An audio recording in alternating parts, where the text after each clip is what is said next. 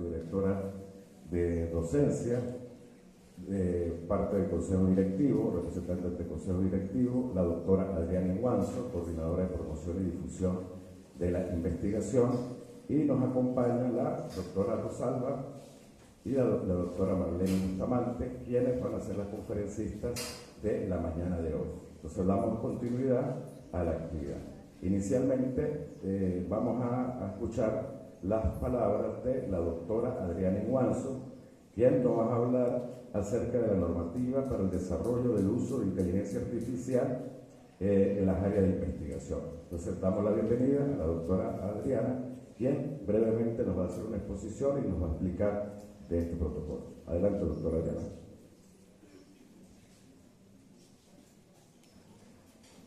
La acompaña en esta presentación la doctora Karina, quien forma parte del equipo de trabajo que ha venido desarrollando esta normativa. Adelante, doctora. Gracias, doctor Tony.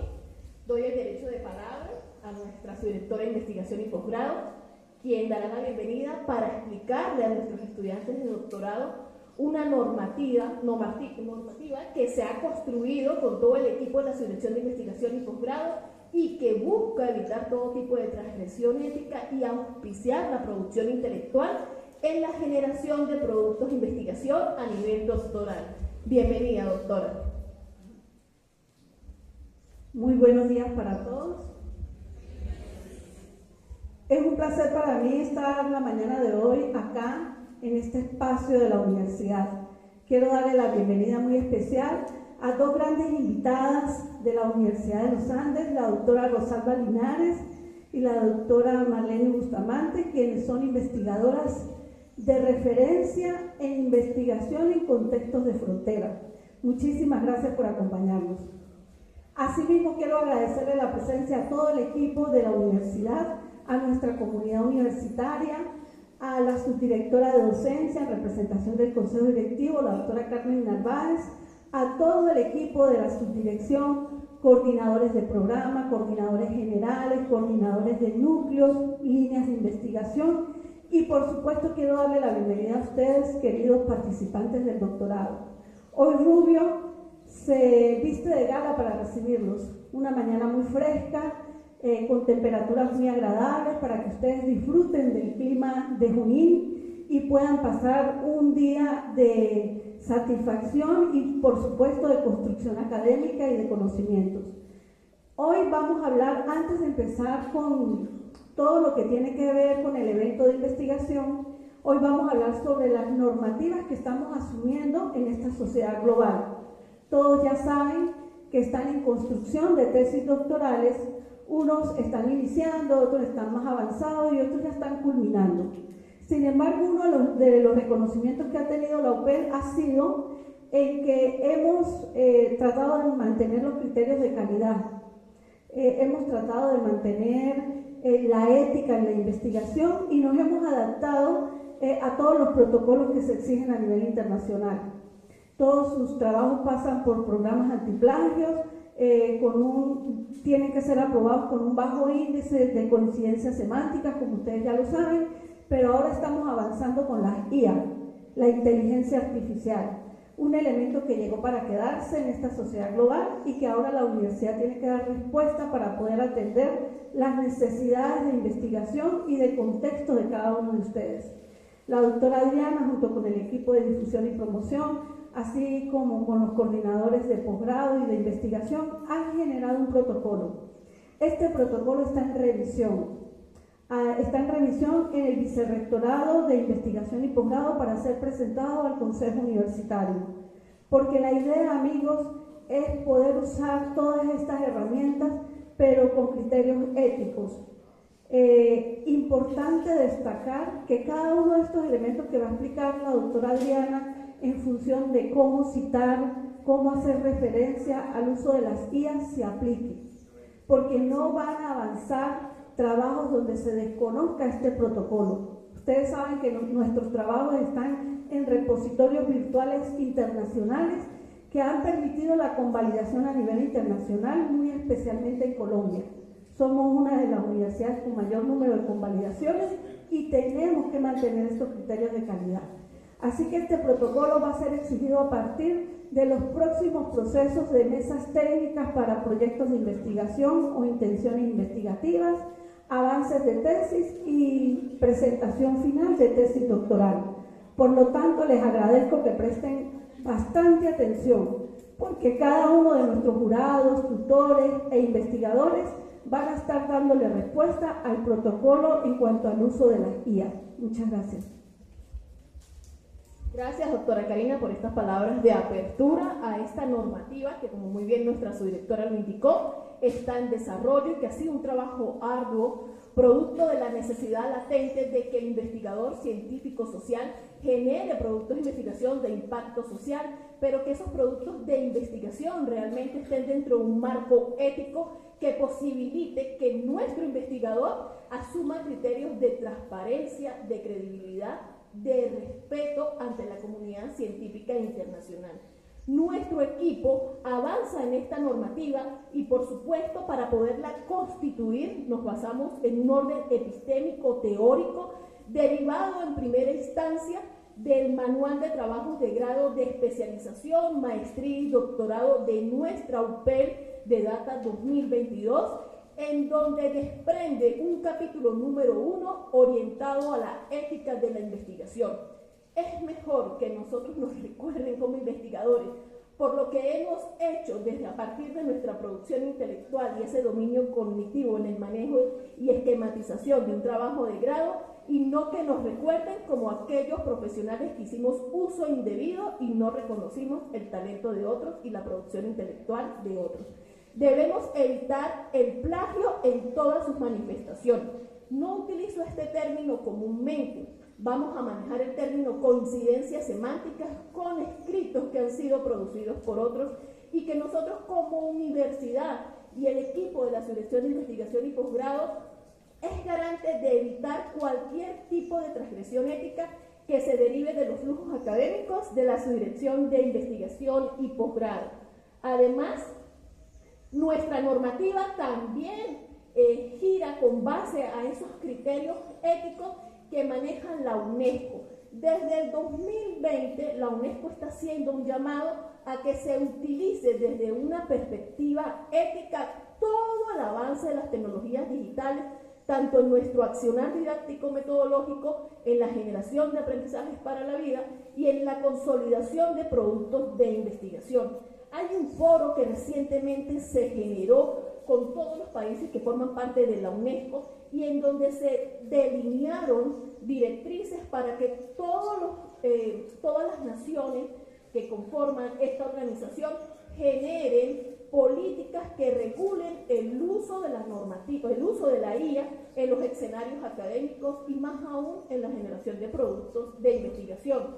Nosotros hemos generado unas políticas que rigen el uso de la IA en la investigación y en la docencia. Por supuesto, la universidad promueve el uso responsable de estas tecnologías.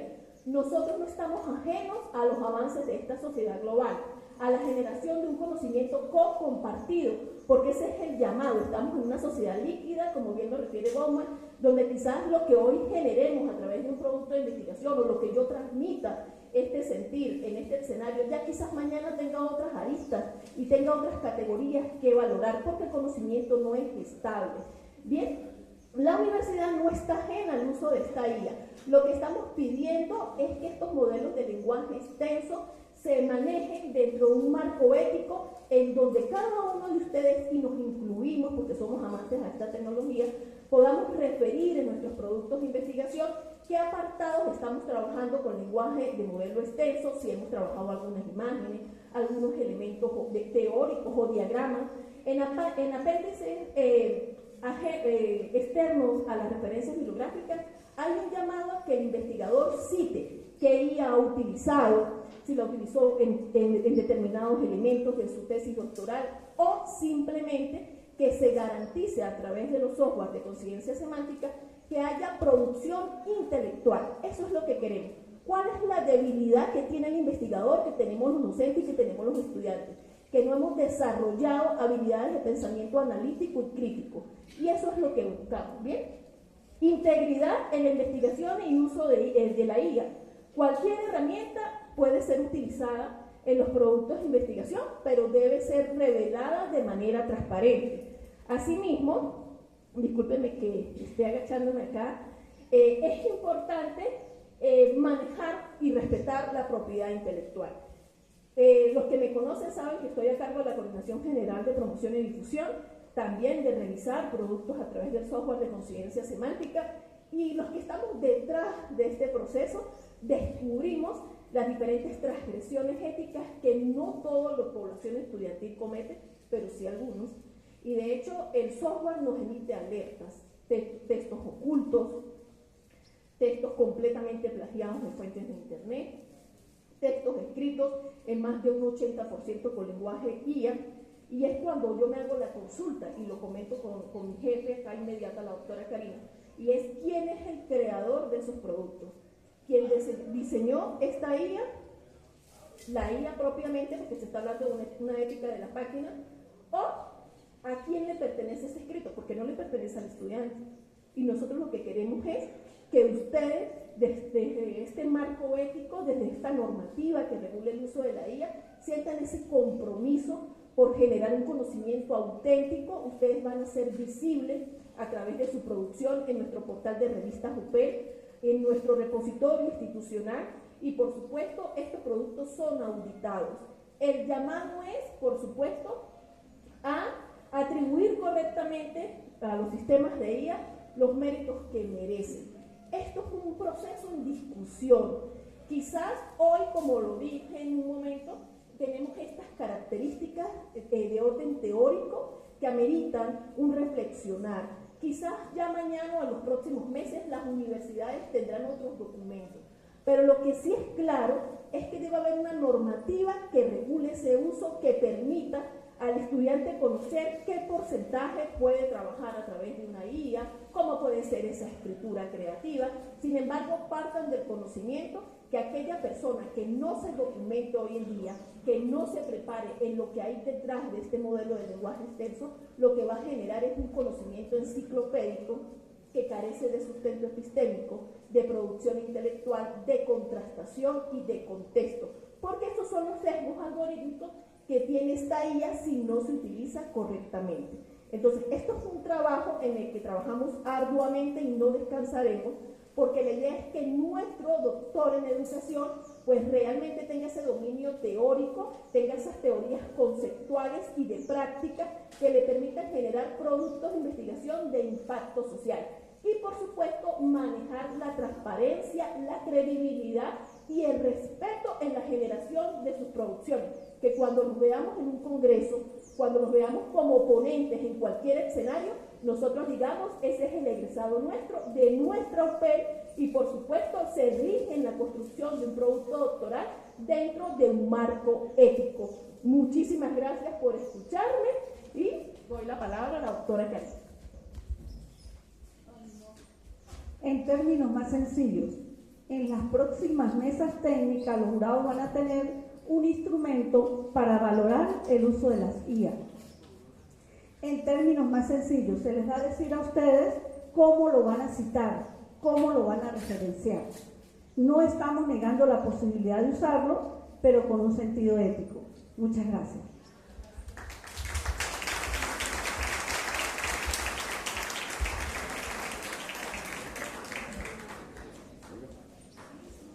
Bueno, agradecemos a la doctora Karina Morales y a la doctora Adriana Niguanzo, que bueno, se han preocupado notablemente por este tema, adaptándonos, como lo dicen ellas, a los nuevos tiempos, a la sociedad digital, a la sociedad de conocimiento y su manera de gestionarlo ante las nuevas herramientas tecnológicas que se nos presentan.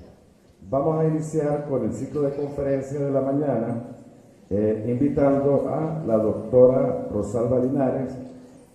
Ella es geógrafo con un PhD y más de 30 años de experiencia en la investigación académica, asesora en estudios socioculturales y proyectos ambientales, es experta en planificación territorial, integración regional y desarrollo fronterizo, reconocida por liderar proyectos de investigación, coordinar grupos de trabajo y participar en publicaciones académicas. amplia experiencia en la enseñanza universitaria, edición de revistas científicas con competencias avanzadas en análisis de datos y herramientas informáticas. Tiene un PhD en geografía, como ya hemos mencionado, de la Universidad de Nottingham del Reino Unido. Es licenciada en geografía. Actualmente tiene certificaciones en Google Form o Google Sheet. Tiene certificaciones en analítica de datos, evaluación de impactos ambientales en desarrollos de agua y tierra por el CEDIAC de la Universidad de los Andes, interpretación de los estudios de suelo con fines de planificación en el uso de la tierra, también en el CEDIAC de la Universidad de los Andes y la Universidad Experimental Ezequiel Zamora. Ha sido consultora en estudios socioculturales y proyectos ambientales, asesora temporal en proyectos ambientales, directora y fomento para la ciencia y tecnología de Fundacity en el Ministerio del Poder Popular entre los años de 2017 y 2019. La experiencia de la doctora es mucho más vasta de lo que puede contenerse en este trabajo, toda vez que ha sido profesora universitaria y ha dedicado una amplia labor en la reflexión también de los temas de fronteras.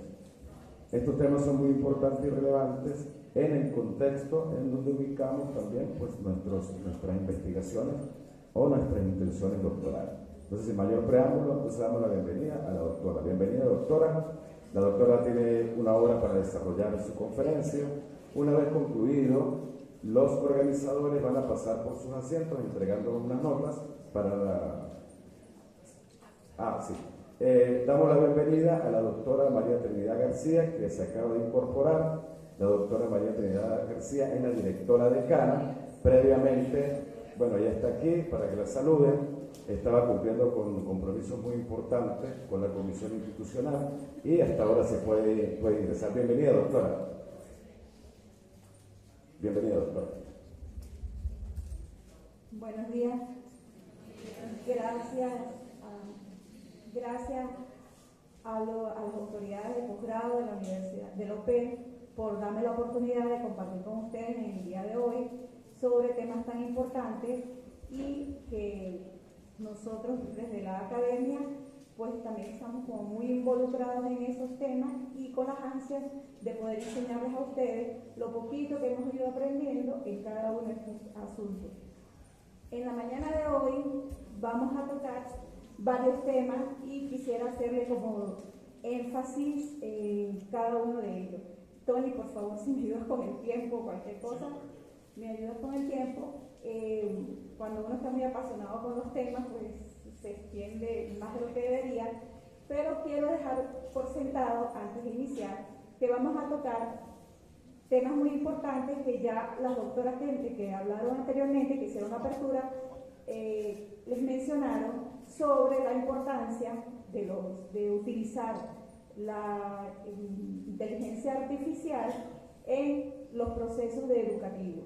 Y particularmente ustedes que están en un rol tan importante como de formándose científicamente en el área educativa, en un área de frontera, que es el otro tema, y manejando una tecnología que hoy día nos arropa, porque no nos da tiempo de ponernos al día con ella.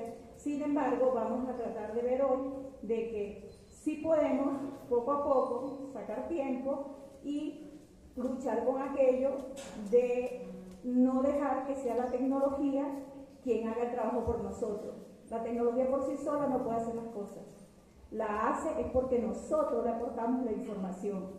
Y a nosotros aportar la información significa que tenemos que conocer muy bien el tema, muy bien de lo que estamos hablando y tratando, para nosotros pedirle a ella que nos dé lo que estamos esperando de respuesta y al mismo tiempo producir un nuevo conocimiento. Con lo del plagio es muy fácil y muy tentador caer en ese tema. El plagio lo hemos nosotros utilizado, o sea, seguimos mecanismos de antiplagio desde que se nos presentan los trabajos sin antes haber un desarrollo tan avanzado de tecnologías como lo hay en este momento y sobre todo los 2 últimos años desde que sale el ChatGPT. Entonces vamos a tratar, y junto con Jimmy, vamos a tratar en estos momentos de crear nosotros la oportunidad de avanzar en el conocimiento científico, de dar aportes, de dar respuestas y solucionar problemas, pero haciendo nuestro aporte personal y facilitándonos y apoyándonos en las tecnologías que de verdad son un activo muy valioso y que no podemos dejar que sea ella la tecnología que se apropie de lo que estamos haciendo en nuestro trabajo, no, sino todo lo contrario, y poder darle prestancia y prestigio a el trabajo que ustedes vienen haciendo en la universidad, que de verdad los felicito, y a la doctora Karina, gracias por la oportunidad, al doctor Tony por toda la atención, y me siento muy feliz de estar hoy compartiendo aquí con ustedes. Bien, ya puesto esto, las bases de lo que les vamos a conversar en este momento, cuando se me hace la invitación, yo digo, bueno, tengo ya 2 años trabajando con el tema de análisis de datos y la inteligencia artificial. ¿Por qué no lo vengo tratando de colocar en el área de fronteras y en el área de investigación de planificación de uso de la tierra o de análisis territorial, y al mismo tiempo en el sistema educativo, del cual algo no puedo desprenderme después de 30 años de dedicarle a la academia de la Universidad de los Andes, particularmente en el Centro de Estudios Frontera, que también me acompaña hoy la doctora Marlene Bustamante, que al centro al cual pertenecimos le debemos buena parte de lo que hoy somos. ¿Cómo hacemos nosotros para vincularlos con la investigación educativa? Sobre todo por el rol que tiene el educador hoy día de cómo formar los jóvenes en las aulas, bien sea a nivel de primaria o a nivel de...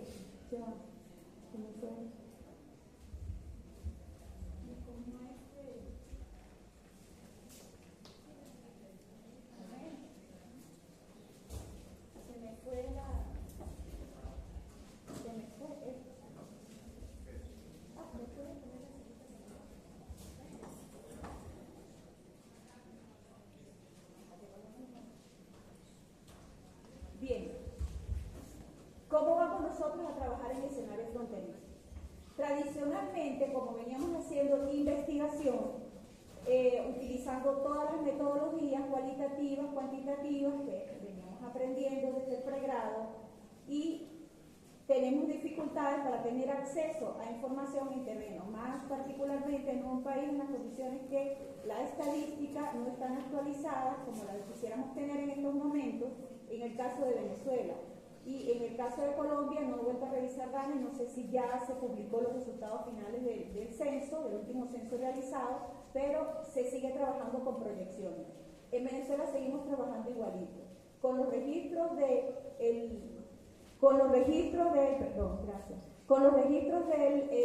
del INE y con proyecciones estadísticas de esos años a hoy día. Vamos haciendo estimaciones demográficas de población que necesitemos para determinada área o lugar en donde lo estemos desarrollando X investigación, bien sea en su escuela, bien sea en varios centros educativos o estén conectados con otros docentes en otros centros educativos.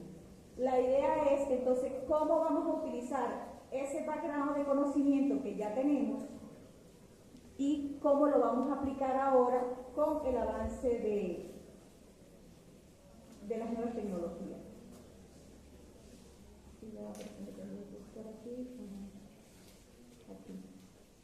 Gracias. Bien. Como estamos hablando de espacios complejos, como los espacios fronterizos en donde nosotros cotidianamente estamos, acá traigo una reseña de un trabajo que realizamos para la revista Ópera, en donde les quiero mostrar un mapa integrado de todo lo que es la frontera entre Venezuela y Colombia, porque siempre que estamos realizando un estudio de frontera lo hacemos de manera muy separada y no nos vemos en un contexto. Siempre decimos somos la misma frontera, compartimos todas las características, pero no nos vemos en ese contexto como tal. O si tenemos esta cotidianidad de Táchira, norte de Santander, quizás la podemos entender un poco más de otras personas que viven fuera de este contexto. Pero para nosotros poder ubicarlas espacialmente, y sobre todo en el área de geografía, que necesitamos tener ese contexto general de dónde estamos ubicados, el geógrafo Robert Mora nos realizó con sistemas de información geográfica este mapa que acá les mostramos, en donde tratamos de identificar lo que era la frontera del lado de Colombia y la frontera del lado de Venezuela como un todo, como un solo contexto, para nosotros cognitivamente ir entendiendo qué es lo que queremos y a dónde vamos. Y junto con los datos del DANE pudimos, se ve como un poquito borroso, ¿verdad? Pero, lo que es la información del lado de Colombia y la del lado de Venezuela, y las contrastamos ambas más o menos en lo equivalente a lo que correspondían los estados de Venezuela con los departamentos y las unidades territoriales del lado de Colombia. Bien, esto nos dio una idea particularmente de ver cuáles son las necesidades que nosotros tenemos en esas regiones, cómo podemos nosotros utilizar, así como el SIG, como Sistema de Información Geográfica, utilizando QGIS, que es un software libre, muchos de ustedes lo conocerán o lo manejarán, y nos da la oportunidad ya, en primer plano, de tener una visión espacial y territorial de lo que es el contexto del tema de frontera. Y con los datos estadísticos de lado y lado podemos precisar al inicio las diferencias y las similitudes que hay en ese contexto. Teniendo esta base, nosotros de una vez tratamos de identificar, bueno, ya tenemos una base territorial sobre la que estamos trabajando, tan compleja como es la frontera, y cuáles, como vivimos en ella, podemos identificar rápidamente qué es lo que más nos afecta en ese momento, y podemos ver o reducir los problemas claves. Hay muchísimos, pero en este caso, para precisar, podemos decir, bueno, desde el punto de vista educativo y sociocultural, que hay desigualdades muy marcadas, muy evidentes, que podemos rápidamente ir pensando cómo identificarlas de ellas que nos interesan para el estudio en particular que estamos desarrollando, y con las limitaciones en infraestructura y tecnología, ¿qué hago? Quizás podamos decir, bueno, pero tenemos problemas de los del lado venezolano, que puedo hablar más, se nos va la luz, no tenemos la facilidad de tener un power bank en la casa o qué sé yo, asistencia de electricidad a través de paneles solares. ¿Cómo lo resuelve? Eso, quien tenga la posibilidad de tener una batería en casa, de poder preservar información en el momento que esté manejando, y sobre todo con un doctorado que nos puede en ese momento, ahí va la ley de Murphy, cerramos o no. Nos va a pasar todo lo que nos tenga que pasar. Entonces tenemos que estar preparados para eso. ¿Y cómo lo hacemos? Bueno, tratemos entonces de tener un power bank, quizás de 1 hora, 2 horas en casa, que nos permita almacenar información, cuidar de ella, de una vez guardarla y preservarla. Y de ahí vamos superando parte de la dificultad tecnológica, sobre todo en el caso del internet. Ya hoy día ya no simplemente hay internet de fibra óptica, el internet satelital, el servicio de ABA que presta la telefonía nacional. Hay diferentes opciones, en muchos casos se tienen hasta 3. Yo tenía en casa las 3, ahora tengo nada más 2, la de ABA y la de el internet satelital, que va bastante rápido. Pero tenemos otra limitación tecnológica. ¿Cómo levanto yo la información en el terreno? Sí, primero tengo si estoy en mi escuela, y es la que estoy desarrollando, la que estoy levantando la información, o estoy en otro espacio, que es mi espacio de convivencia diaria, bueno, teléfono. Tenemos teléfono. Hoy día, cualquiera tiene un Perolito o tiene un Android. Si tiene Android, mejor. Ojalá todos pudiéramos tener un Android. Y a través de los Androides es fácil realizar cualquier tipo de trabajo de levantamiento de información en terreno. No es nada del otro mundo. Y podemos hacerla llegar, si vamos a trabajar con nuestros pares y colegas dentro de la institución o de otras instituciones o de los mismos colegas del doctorado que van a ser mis sujetos de estudio para lo que yo voy a avanzar, pues sencillamente lo hacemos por allí. La mayoría funciona a través de grupos de WhatsApp, en sus lugares de trabajo, en sus lugares del doctorado, en sus comunidades. Casi todos nos movemos a través de grupos de WhatsApp o de grupos de Telegram. Entonces, como vamos viendo, no estamos tan dispares y no estamos tan desprotegidos, y podemos ir utilizando lo que tenemos a la mano para ir avanzando en ello. ¿Cuál es la relevancia para ustedes? Bueno, ya lo hemos ido hablando, el impacto y el desafío que ustedes tienen ahí donde están están sentados. A ustedes lo que les toca es enfrentar el mundo en esta rapidez de avance de información, que la información va tan rápido que nos arropa y no nos da tiempo de ponernos al día. Entonces, ese es el reto más grande que tienen ustedes en sus investigaciones y en el proceso de formación de cómo estar actualizado constantemente. Y eso lo van a requerir hasta el final de la presentación y después de eso. Porque ¿qué es hacer un doctorado? Es casarnos con la investigación. Nos casamos completamente y estamos constantemente pensando cómo resuelvo, tengo un problema, cómo lo resuelvo, qué respuesta le voy a dar, lo quiero presentar en tal evento o lo quiero presentar en un póster en X lugar. Eso es hacer ciencia, eso es hacer conocimiento y ya ustedes están en matrimonio perfecto con eso. No se divorcien bajo ninguna circunstancia. Y lo bueno que tienen es que ahí nadie les va a decir que no te quiero, no, tranquilo. Siempre van a estar en perfecta armonía porque es lo que ustedes quieren hacer. A ustedes nadie los mandó, nadie los obligó. Ustedes están aquí porque ustedes desean, porque ustedes aman hacer eso. Entonces ya tenemos adelantado y ganado muchos antecedentes para solucionar y encontrar innovación en el área educativa donde estamos. ¿Cuál es el propósito? Bueno, que vamos a transformar la tecnología que tenemos a la mano y vamos a desarrollar la investigación para hacer todo lo que es exploración investigativa y que dé respuesta a soluciones.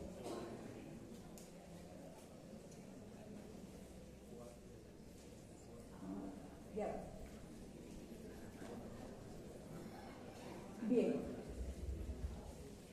Vamos a hablar primero del tema de inteligencia artificial. Luego del tema de inteligencia artificial vamos a hablar de la importancia del análisis de datos. Luego vamos a hablar de lo que hemos ya hecho apertura sobre frontera, cómo nosotros vamos a ir levantando información y al final le voy a mostrar algunos casos de cómo esto ha ido avanzando, cómo lo tenemos alrededor y de cuál una vez que estemos inmersos en eso va a ser difícil salir de allí, sino cada día vamos a estar mucho más interesados. Cuando la inteligencia artificial sale al tapete, en noviembre del 2022, que se libera ChatGPT, la gente al principio nos vio, o todos nos sentimos así como arropados, con un robot que iba a venir a tocarnos a cada uno de nosotros. Hubo comunidades en donde se pusieron y siguen opuestos completamente al uso y tienen argumentos válidos de por qué no debería dársele un control muy estricto al uso de la inteligencia artificial. Pero ya se está haciendo. Aquí tenemos un ejemplo de lo que está haciendo la misma universidad, de cómo a ustedes lo va a ir controlando, y eso entró hace 2 años, en donde todavía no nos daba tiempo y estamos en proceso de construcción. ¿Qué está pasando? Que a medida que sale ChatGPT se democratiza aún más la información. Ya la información estaba normalmente en los open source que nosotros veíamos en internet, los software libres, el acceso a muchísima información, y está dispuesto por las Naciones Unidas de que debe haber un acceso libre a la información. Pero como todo, el acceso siempre de información está controlado bajo cualquier interés, que no es nuestro punto hoy de debatir o discutir, así como tampoco los beneficios, lo del IA, si es bueno, si es malo, que requiere y demanda muchísima energía y realmente no contribuye con lo del ahorro del carbono, que es el tema que más está manejando hoy Naciones Unidas, de cómo debemos controlar para evitar la contaminación y un aceleramiento en el cambio climático. Todo esto son situaciones que están pasando al mismo tiempo y que nosotros tenemos que ver cómo, sin oponernos a ella, vamos a ir avanzando y aprendiendo con ella. Quienes tienen niños en las casas, saben que usted a un niño le pone un teléfono en la mano y después dice, oye, no sé cómo llegó ahí, oye, no sé cómo bajó eso de YouTube, oye, no sé cómo hizo tal cosa, ese juego, cómo va superando. Muchos lo pueden agarrar y decir, wow, cómo lo hizo, pero ellos con su curiosidad van llegando incluso tan adentro del juego que terminan desarrollando juegos. Bueno, exactamente nos puede pasar lo mismo. En este caso, veamos las ventajas y las bondades que puede tener el IA en sí mismo. Bueno, en educación está rompiendo con todo lo que tenga que ver los paradigmas anteriores que eran tradicionales y está ofreciendo oportunidades que nosotros no podemos dejar de lado y que tenemos que utilizarlas porque no es tan mala como la pintan, pero sí tiene muchos beneficios para el estudiante y para los docentes, y particularmente porque el docente hoy día está obligado a hacerlo porque los estudiantes constantemente la manejan. Querramos o no, en el aula ellos lo están haciendo. Y nosotros tenemos que ir siempre, por el compromiso que tenemos de la carrera que escogimos, siempre estar adelante para poder orientarlos a ellos. Y en este caso viene lo que ya señalaban acá mis antecesoras, que decían sobre el problema ético. Tiene un problema ético grande, grave, y es el que hay que abordar primero. Pero la ética parte por empezar por cada uno de nosotros. Si nosotros no tenemos principios éticos con nosotros mismos, no podemos esperar que así nos los exijan, nos los demanden y lo vamos a cumplir. Entonces, por favor, cada uno de nosotros tenemos que ser honestamente, éticamente, políticamente correctos. Cuando hablo político no hablo de política, sino de nosotros mismos con nuestros principios, valores y creencias, saber qué es lo que estamos haciendo, cómo lo vamos a emprender y hacia dónde nos vamos a dirigir. Y de esta manera nosotros vamos a abordar ese proceso. Quizás en un principio hubo gente que se asustaba, decía, Dios mío, pero ¿y ahora qué va a pasar? Nos imaginamos en un aula así.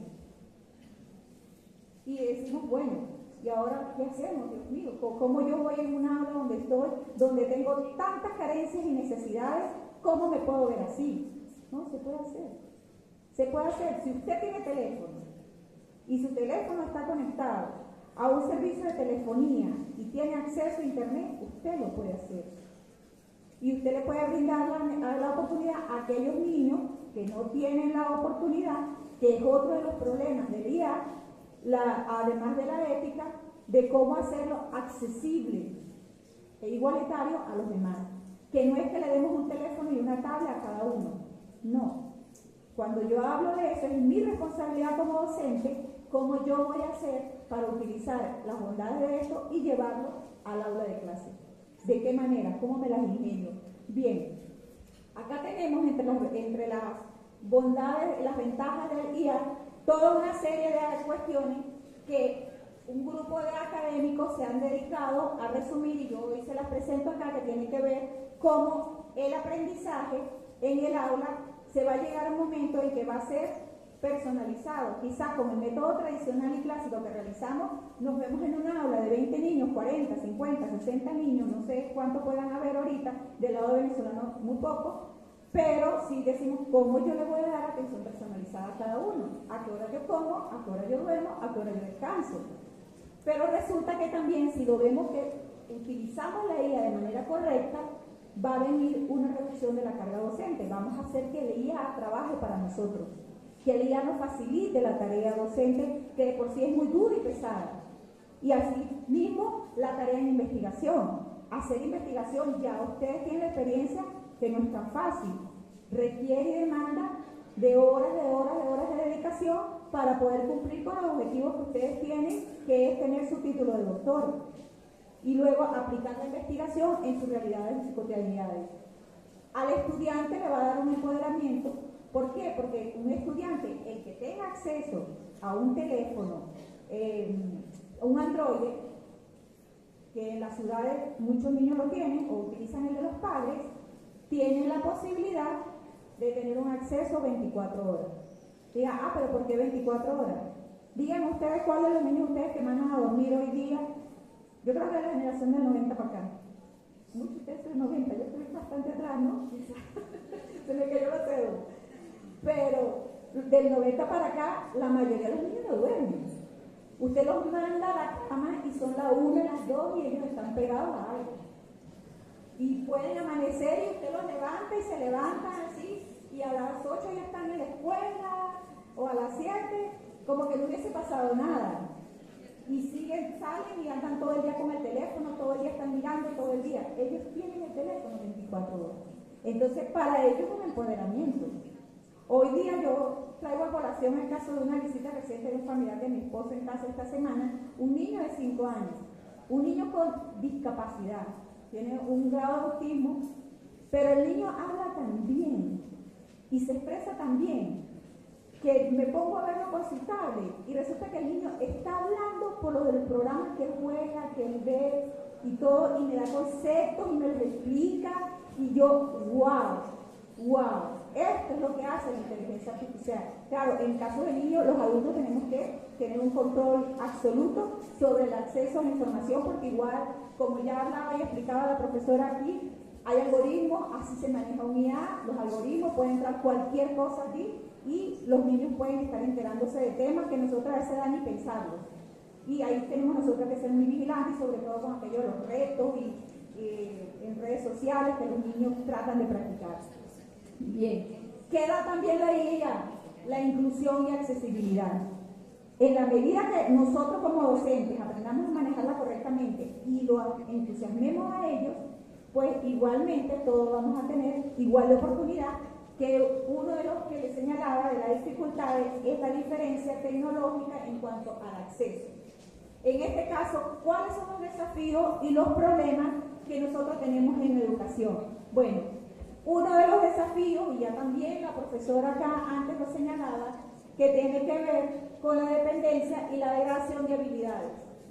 Hay gente hoy día en la academia dedicada a ver qué va a pasar con los niños que están acostumbrados a leer en una tablet pero no leer con un libro. ¿Qué va a pasar con los libros? O simplemente no está mal tampoco leer en una tablet un libro. El problema es que un niño que crece con una tablet en la mano se acostumbra a manejar información básica, breve, corta. Los adolescentes hoy día no tienen tiempo para leer un libro. Ellos tienen que hacer todo un resumen, algo concreto. Entonces, es uno de los retos, de las dificultades, los problemas con que ustedes se van a enfrentar en el aula, de cómo hacemos nosotros para ver cómo se van degradando habilidades. La escritura. ¿Qué va a pasar con la escritura? Se nos van a desarrollar los dedos a los niños, pero no la escritura a mano.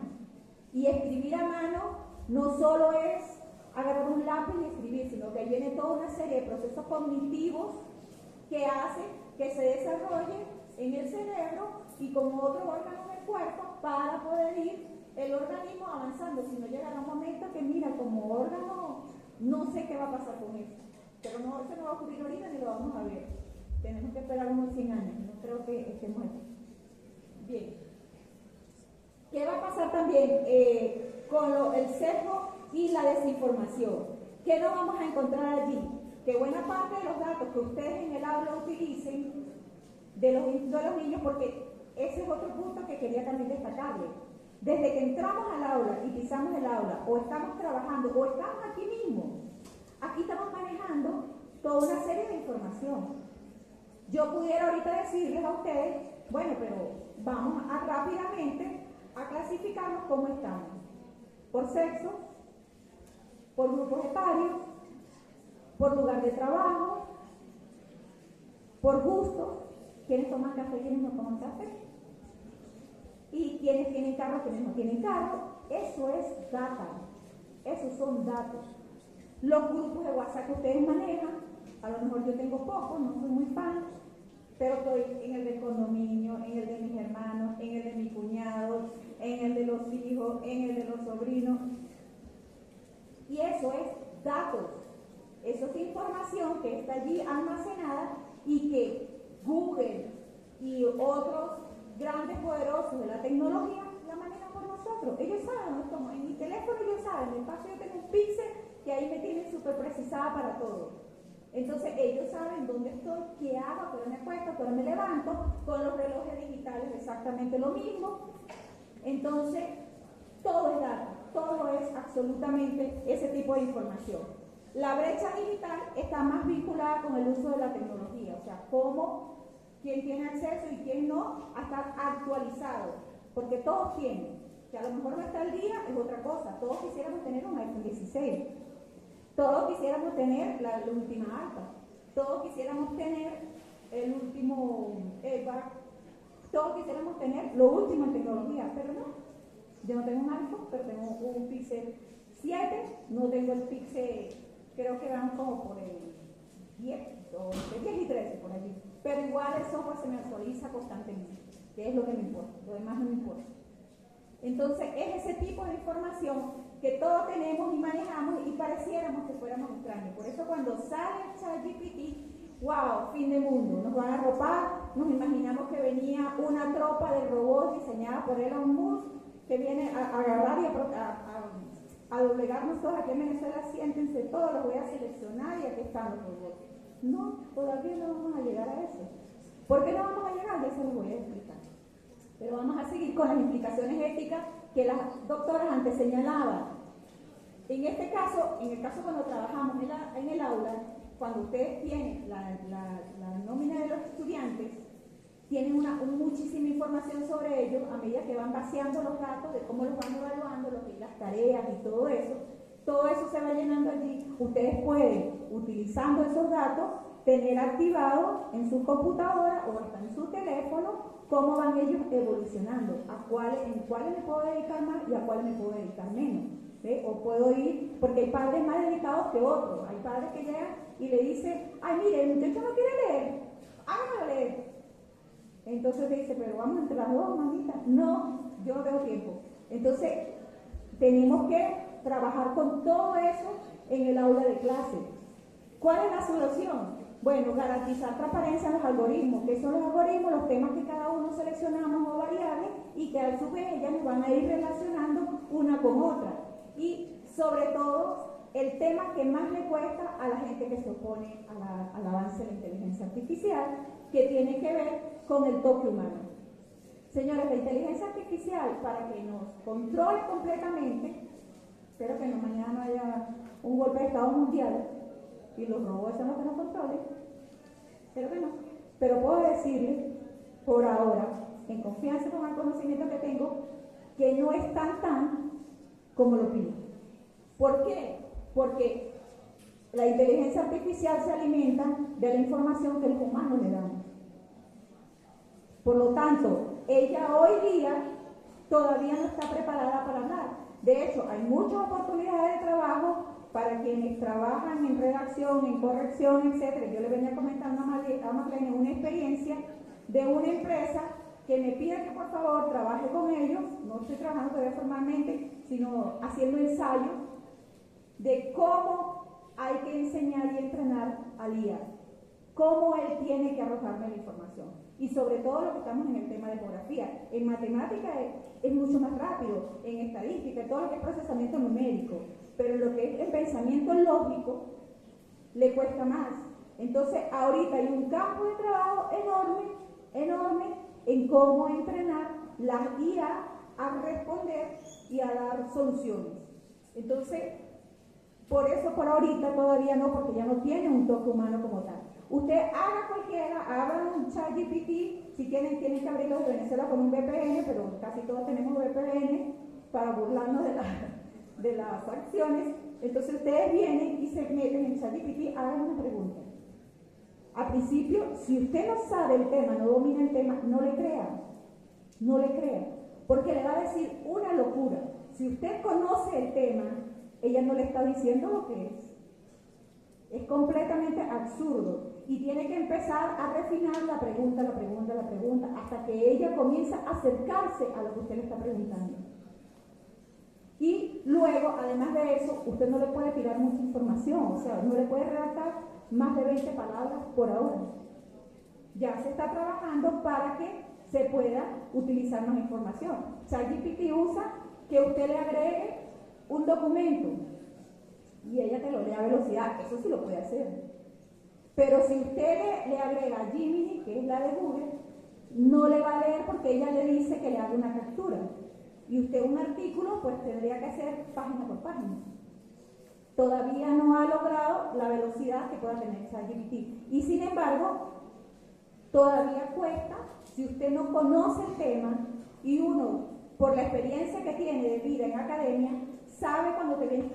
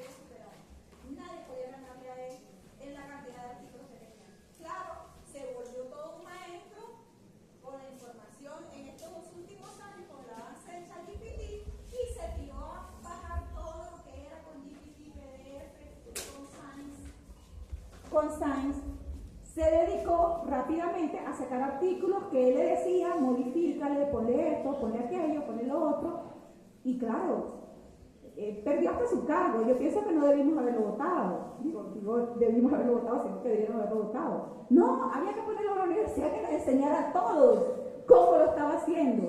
Pero por favor, pero también entender y descubrir que eso no era ético. No era ético. Y lamentablemente una persona de verdad brillante, porque tenía unas producciones académicas buenísimas, perdió todo. Porque hasta el título de doctor se lo quitaron. Lo degradaron completamente en todo. Entonces, esas son cosas y consecuencias. Igual acaba de pasar con unos mandatarios en Alemania que estaban en unos grandes cargos y todos, la mayoría, con doctores y con sus tesis doctorales en todos lados muy felices, y descubrieron que su tesis de hacía 10, 15 años atrás, hoy con las nuevas tecnologías, era plagio. Perdieron todo. Perdieron la carrera política, su carrera académica. Claro, los políticos tienen su background para ellos sobrevivir bajo cualquier circunstancia. Quizás nosotros, me hemos tirado a llorar, pero no. Pero perdió todo, hasta el renombre. Y yo creo que si nosotros vamos, por eso digo que es un principio personal de cada uno, vamos a cuidarnos. Porque esto es un esfuerzo y un sacrificio que estamos haciendo. Estamos dejando de lado familia, estamos dejando de lado hasta nuestra misma personalidad, porque estamos abocados completamente a esto. Entonces la ética es muy importante que nosotros tomemos en cuenta. Ya que se me pierda que el curso. Bien, ¿cómo se van a transformar los roles en el aula? Acá, por cierto, en Venezuela no hemos visto, no sé, en Caracas, un poco el uso de los lentes estos de Google, digitales. En Europa ya es común, uno pasa en la calle y a veces dice la gente está como loca, ¿no? O en los centros comerciales la gente hace cola para ir y usted los ve haciendo, si están haciendo actividades deportivas, están volando, ellos están amarrados allí en unas elásticas y van imitando, haciendo todo lo que hacen, y se convierten así como monitos de parque, porque están en una sala con vidrio a la calle y todos nos paramos ahí a ver, wow. Pero en eso estamos, y quizás eso va a llegar a las aulas. ¿Cuándo? No lo sé, pero eso es muy posible. Entonces, ¿cuál es el rol del docente? El docente tiene que velar por cómo va a transmitir la información dentro de este campo y al mismo tiempo cómo va a desarrollar el pensamiento crítico. Y eso es fundamental. No podemos desarrollar pensamiento crítico si no leemos, si no escribimos, si no debatimos en el aula, si no vamos a eventos, si no publicamos carteles, no hacemos conferencias, no hacemos ponencias. Eso ahí vamos alimentando el pensamiento crítico. Y luego lo vamos estructurando para ir desarrollando otro tipo de estrategia. Y no nos divorciemos de la inteligencia artificial. Tomémosla, pero con la preservación del caso y las condiciones que hay que tomarla. Los estudiantes, ellos son los receptores pasivos de ese proceso, al mismo tiempo que hay una necesidad de alfabetización. A ellos tenemos que empezar a alfabetizarlos, igual que nosotros como docentes nos tienen que alfabetizar. En este momento, nosotros que somos la punta de ese iceberg, nos tenemos que alfabetizar a nosotros mismos, porque no hay nadie que nos alfabetice. ¿Cómo lo vamos a hacer? ¿Por dónde comienzo? Me imagino que la comisión, claro, ya hay cuestiones a nivel internacional y normas, y los organismos internacionales se han ido basando para ir desarrollando y dando pautas, pero sin embargo, no es algo que esté muy completo. ¿Cuáles son las recomendaciones que quedan? Bueno, capacitación docente. La capacitación docente debería ser, como está regulado por el Estado, que lo haga. Pero acá en Venezuela no podemos esperarnos ni darnos el lujo de que no lo haga, porque no va a llegar con la velocidad que debería llegar. Entonces nos toca a nosotros hacerlo, y a través de los cursos de maestría, los cursos que ellos posteriormente les irán generando una vez que ustedes ya estén egresados, cursos de mejoramiento, cursos de aprendizaje, etcétera, de cualquier técnica, método, etcétera, que vaya desarrollándose. Y sobre todo el marco de políticas, ya acá el mejor ejemplo, yo dije, wow, me están dando el mejor ejemplo para cuando estén en el punto de marco político. Ya ellos tienen toda una serie de normas que están utilizando, en las que se basaron para hacer las condiciones en que ustedes deben trabajar. Hay una comisión, sobre el tema que ustedes van a desarrollar usando la IA. Eso es un gran avance. De hecho, la UPEL, quizás una de las pocas universidades que tiene aquel manual de cómo desarrollar la tesis, las memorias de grado, los productores, etcétera, de principio a final. Y era uno de los libros que yo utilizaba para dar mis clases de metodología. La ULA, muy todo, yo la quiero, yo la amo, pero nunca tocamos un manual, nunca tuvimos un manual de esa naturaleza, ¿cierto? O falso, o me corrigen, aquellos me digan, no, ya va, profesor, usted está equivocada. La ULA sí lo tiene, por favor me lo dan, yo quiero tenerlo, pero en la ULA no lo tenemos. Todo el tiempo nos hemos guiado por el manual de la UPEL. La UPEL siempre ha estado en la punta de lanza en ese tipo de tratamiento de información y cómo educar a los estudiantes. Entonces, siéntanse privilegiados de lo que hoy día ustedes van a ser quienes van a desarrollar esos puntos. Bien, la promoción de equidad que señalamos. Si al docente, al igual que el estudiante y al igual que quienes estemos capacitando, no tenemos el acceso a esas tecnologías en iguales condiciones, pues no podemos ir, no es que no podamos hacerlo, sí podemos hacerlo como ya les dije, con cualquier teléfono, como podemos hacerlo, pero no podemos ir a la velocidad que nos exigen esas metodologías hoy día. Y es necesario que haya oportunidad y equidad. Bien, aquí entramos entonces al análisis de datos, que es el segundo tema. Datos, lo que ya les dije, generamos desde que nos paramos hasta que nos acostamos. Es más, dormidos generamos datos. Si dormimos con un teléfono inteligente, el teléfono nos va a decir cómo estuvo las pulsaciones a lo largo de la noche.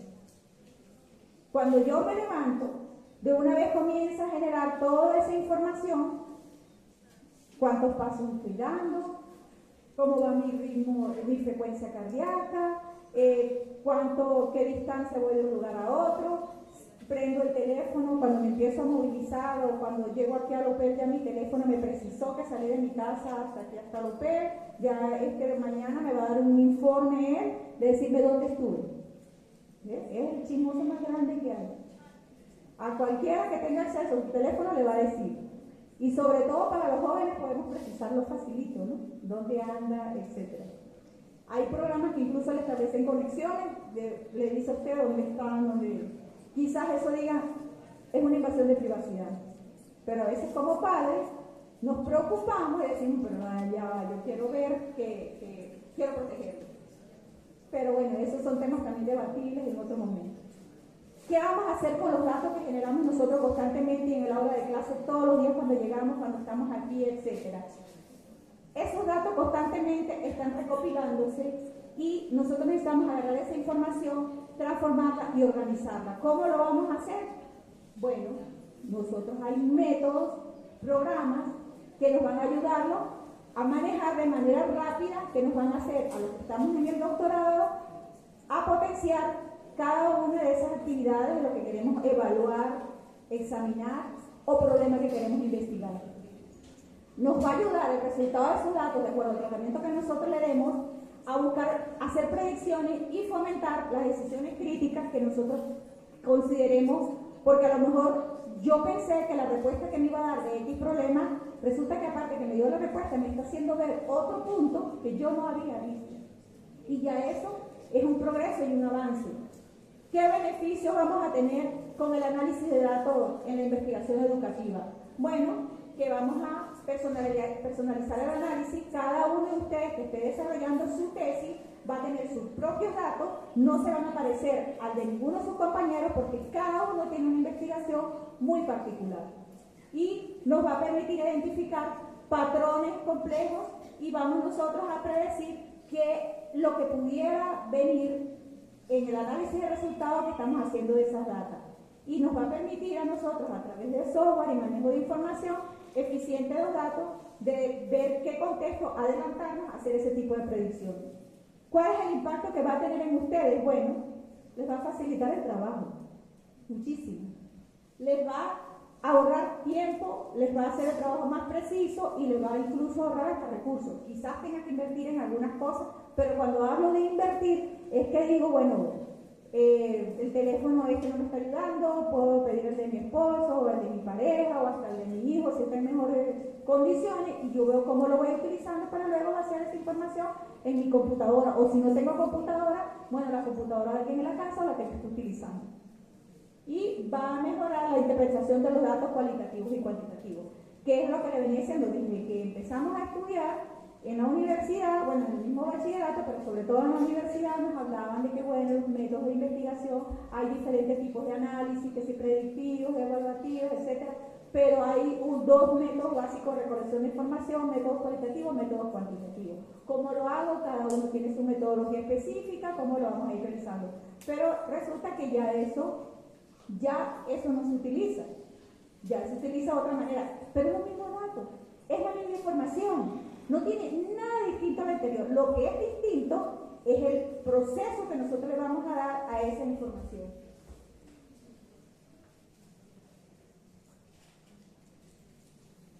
Bien, el análisis de datos es muy tomado, o sea, se desarrolló en los términos de, llamámoslo en el área de business o de negocios, de manejos administrativos, de empresariales, y se ha ido utilizando y transportando a todas las áreas. Hoy en la parte educativa, en el área de ciencias sociales, en el área de la geografía, es de gran valor y utilidad, y nos ha permitido ahorrar cada uno de estos elementos que le dijimos, de tiempo, de precisión, etc. En el análisis de datos hay 6 pasos fundamentales. El primer paso es preguntar, o en inglés, que es como se desarrollaron primero todo ello, y ya luego se han ido traduciendo, ask. Resulta que es igualito a los métodos de investigación que veníamos haciendo. Nosotros no podemos empezar ninguna investigación si no definimos los objetivos y no establecemos las preguntas. ¿Se dan cuenta que estamos al día? Que nosotros no sabemos ese paso y que nos va a decir que cada una de esas cosas que vamos a buscar, objetivos y preguntas que vamos a plantear, tienen que ser medibles, claras y precisas. Eso ya lo hacíamos con lápiz y papel. Ahora lo vamos a hacer usando programas. Y hay toda una serie de métodos, y yo, a medida que me fui adentrando en esto, decía, Dios mío, pero si todo eso lo hemos hecho. ¿Y por qué a nosotros no se nos ocurrió? Porque tuvimos que dejar que nos ganaran los de administrativos y los de business y los empresarios, si nosotros en educación toda la vida lo hemos tenido, y en el área de la geografía. Bien, cuando hablábamos de preguntas, siempre es lo mismo. ¿Qué falta? Yo voy a empezar a hacer una investigación, me preocupa tal problema, me preocupa esa cosa, es porque falta, ¿verdad? Y al faltar, yo tengo que encontrar una respuesta. Si ese problema está, yo tengo que encontrarle una solución, una respuesta. Y luego, para definir el problema, voy a identificar cuál es la situación, cuál es la causa o el origen que lo está provocando, para yo poder encontrar la respuesta. Luego viene lo del pensamiento estructurado, que nace a partir del pensamiento crítico. Si nosotros no tenemos un pensamiento crítico y estructurado como investigadores, mentalmente tenemos muchas fallas y muchas dificultades, pero yo sé que a este nivel no las tenemos. Por lo tanto, ya nosotros también ese punto ya lo tenemos ganado, porque nos va a permitir concebir ideas, sistematizar cada una de estas ideas que se nos van desarrollando, a razonarlas y ordenarlas. Ordenarlas sí es un elemento básico en las guías y en cualquier software que usted maneje. Entonces hay que tener un pensamiento muy estructurado, muy ordenado, y eso les va a ustedes, en el momento de hacer un interrogante a cualquier programa, de que la pregunta sea muy corta y sea precisa, y sea clara y entendible. Si usted no la entendió, no le pregunte, porque no le va a entender. Te va a decir, en este momento no puedo responder porque está el X. ¿Ve? Entonces recuerda que yo aún no estoy en la capacidad, porque él da su respuesta, es muy educado. Y entonces le dice que en ese momento no puede dar la respuesta, pero que trate de buscar otra forma de plantearle la pregunta. Comunicación. Cuando ustedes están aquí haciendo su investigación, cuando la comenzaron, me imagino, no sé en qué etapa estarán, si ya están culminándola, pero ¿qué fue lo primero que hicieron? Comunicarles a los demás lo que ustedes querían hacer. lo comunicaron en sus áreas de trabajo, si lo estaban haciendo en sus escuelas, aquí en el posgrado, comenzaron a hablar entre sus compañeros qué es la idea que le está rondando, qué es lo que le está preocupando, cómo lo quiere abordar, cómo lo va a hacer. Entonces, ese paso que lo manejan en el análisis de datos, eso para nosotros en el área de las ciencias sociales es pan comido.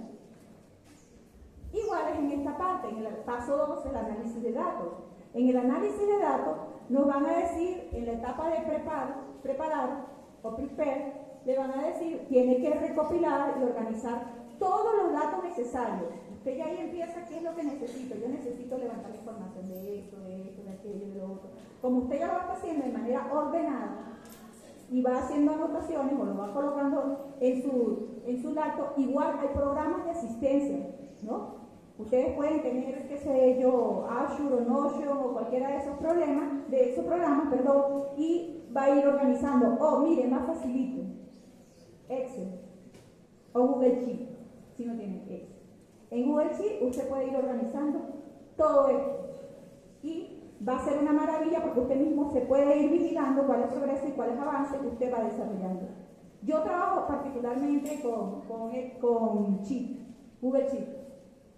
Y allí usted va a utilizar diferentes tipos de datos, formatos y estructuras.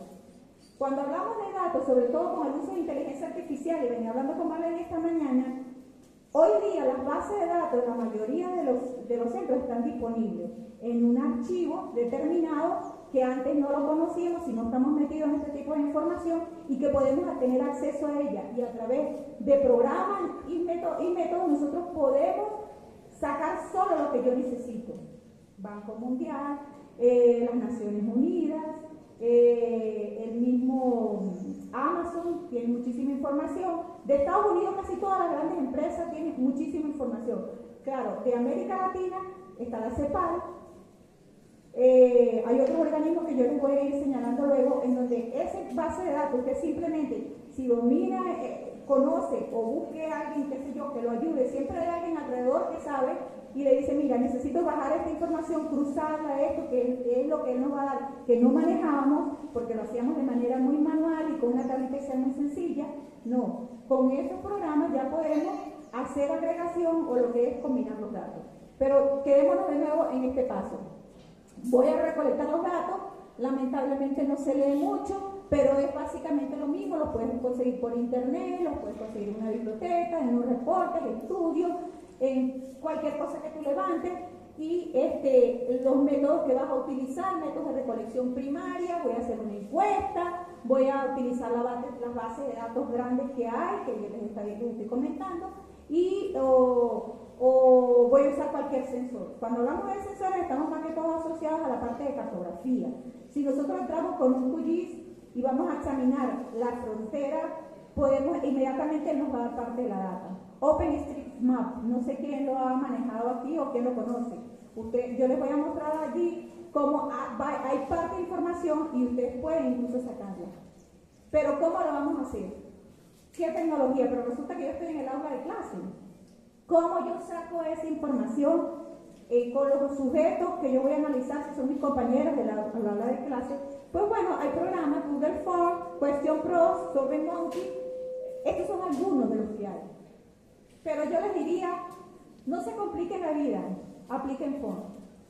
Forms es facilito de usar, es muy sencillo. Quien tenga duda, yo con mucho gusto se las puedo ayudar. Pueden desarrollar rápidamente una encuesta y van con su teléfono. Si ustedes van a trabajar con sus estudiantes y los estudiantes no tienen teléfono, pues sencillamente en su mismo teléfono, ellos lo que necesitan es tener una cuenta de Gmail y en su mismo teléfono usted pone a cada uno a que se la responda.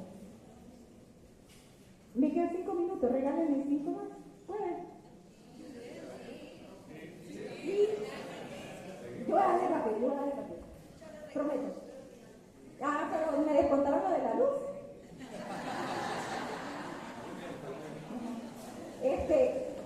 Con Google Forms lo hacemos rapidito, facilito, es por grupos de WhatsApp, lo podemos enviar. Y la gente nos responde. Y la maravilla es que cuando yo entre a donde hice la planilla, la tengo en la tabla de Excel.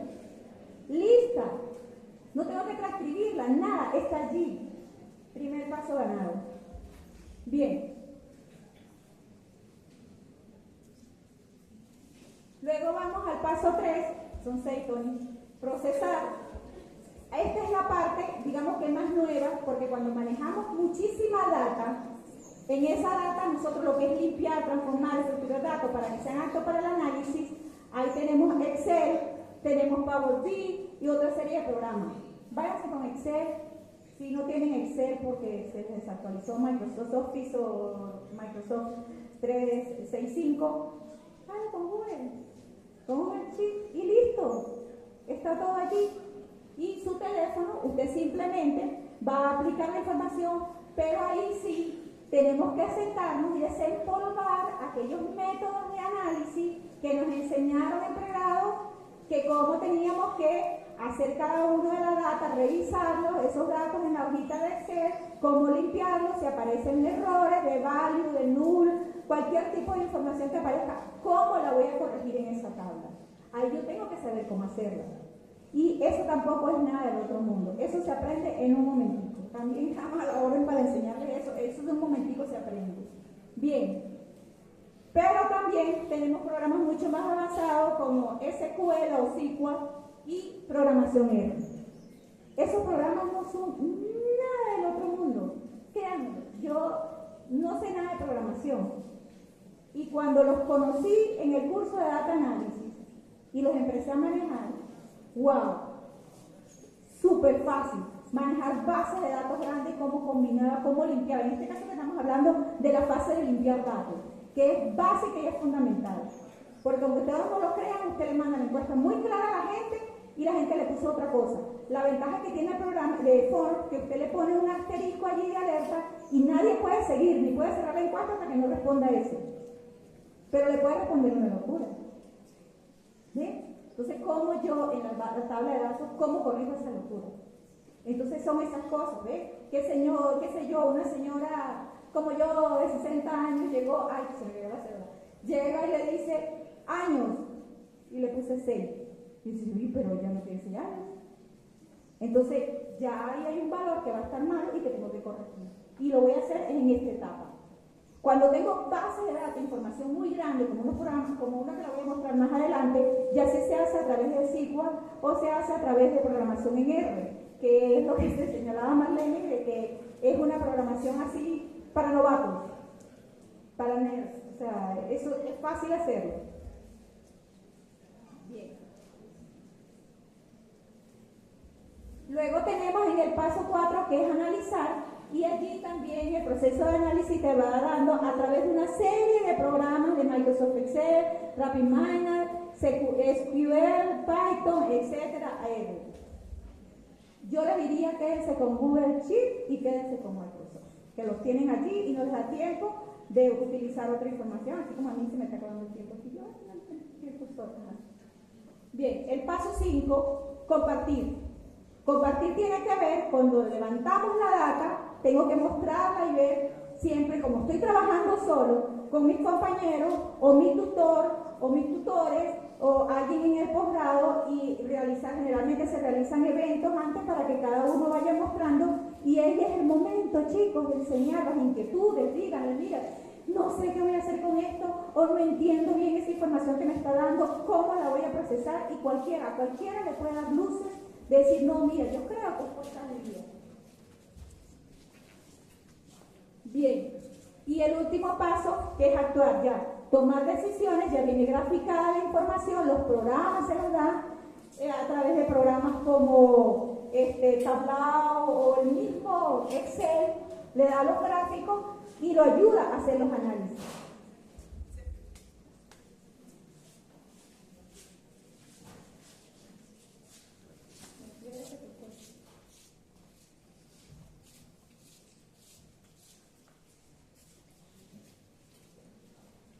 Bien, ¿qué vamos a hacer con esto? Que con el uso de análisis de datos, nosotros vemos cuáles son las ventajas que tienen para ustedes, para los estudiantes y las desventajas. Para los docentes les va a permitir identificar patrones de la investigación que estén realizando en el aprendizaje, y para los estudiantes que se van a beneficiar de eso que ustedes están haciendo, porque ustedes tienen que demostrarles a ellos a través de ejemplos lo que ustedes están desarrollando, porque va a resolver una necesidad de ellos. Y las desventajas, bueno, que los docentes, la posible falta de formación, si ustedes no están formados para hacer esto, lamentablemente no van a poder aprovechar esas ventajas que se les vayan dando. Y el futuro del proceso educativo. Y aquí da su miedito, ¿no? Porque a ustedes son los que les toca y a ustedes les va a tocar formar esa generación que viene. ¿Y qué vamos a hacer? Bueno, no podemos negar que la inteligencia artificial, por supuesto, después de la invención de la imprenta, es uno de los que en educación está renovando propiamente todos los paradigmas y todos los métodos, está obligando la revisión de ellos. ¿Y qué estamos viendo allí? Que su creciente uso no solo va a afectar el aula de clase, sino que también va a afectar los lugares de trabajo donde estemos y va mucho más allá porque va a la cotidianidad de todos nosotros en cada día. Y la IA está definiendo ese papel, cómo aprenden los estudiantes. Pero ustedes tienen que ver cómo la IA los va a enseñar a ustedes, cómo los profesores, cómo enseñan los profesores, el proceso educativo ustedes en el aula, y cómo ustedes van a medir los progresos de los estudiantes. Eso es muy importante porque lleva a una revisión incluso del proceso evaluativo dentro del aula.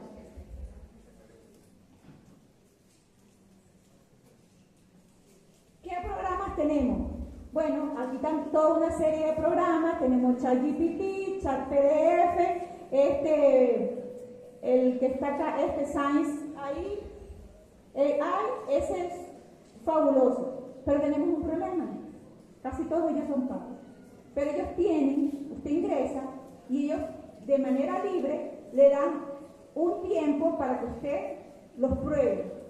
Ese tiempo, en el caso de ChatGPT, se lo puede dar por horas, pero tiene que entrar con un VPN. Trata de entrar con un VPN de Estados Unidos, porque si entra con un VPN de Europa, Europa se acuesta a dormir más temprano que nosotros y se nos cierra más rápido. En cambio, Estados Unidos está por delante y ustedes sencillamente aquí en Venezuela pueden usarlo si empiezan temprano para sus cuestiones de trabajo y lo van utilizando. Y allí mismo, cuando abren ChatGPT, del lado izquierdo tiene toda la serie de programas que le va diciendo a él en qué lo va a ayudar.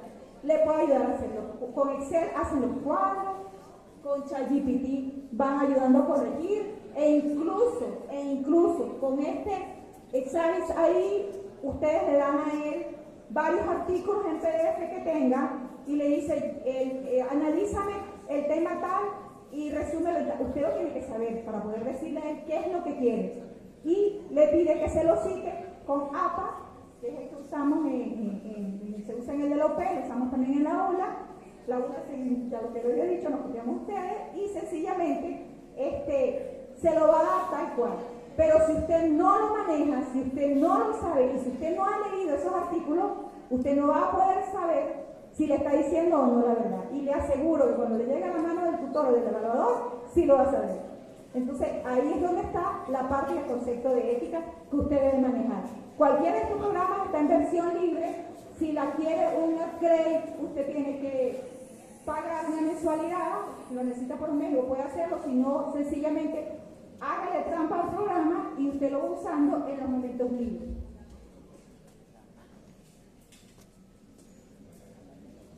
Bien, este es uno de los ejemplos que quiero mostrarles. Acá tenemos un caso que se llama Global Mobility Project, que es de el centro Robert Schuman Center, que es de Alemania. Ellos tienen precisado, miren acá, tienen todo lo que es, que ustedes ven en rojo, son las fronteras o los límites de los países, y en cada uno de ellos tiene marcado lo que es la estructura de vialidad, tienen marcado lo que es los cruces fronterizos que están en esta parte, y acá abajo tiene todo donde dice los checking points, que son los puntos fronterizos, y acá tienen también otra parte de la información, y ellos basados en una base de datos de OpenStreetMap, que usa QGIS, que es free, es libre, un open source, y tiene el Data World Food Program, y con ellos tiene también parte de esa información y el BT-Select, que es una base de datos israelita.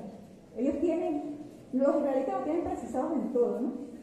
Y allí ellos simplemente, aquí está la dirección del artículo y este es el título, y van a ver cómo ellos que nosotros no lo tenemos. Nosotros me siento culpable como Centro de Estudio de Fronteras, que un centro de investigación en Alemania nos tiene precisada toda la data levantada de la frontera de Venezuela con Colombia, tiene a Colombia con todos los demás países, nos tiene a todos precisados y los va actualizando como PESFIMAP.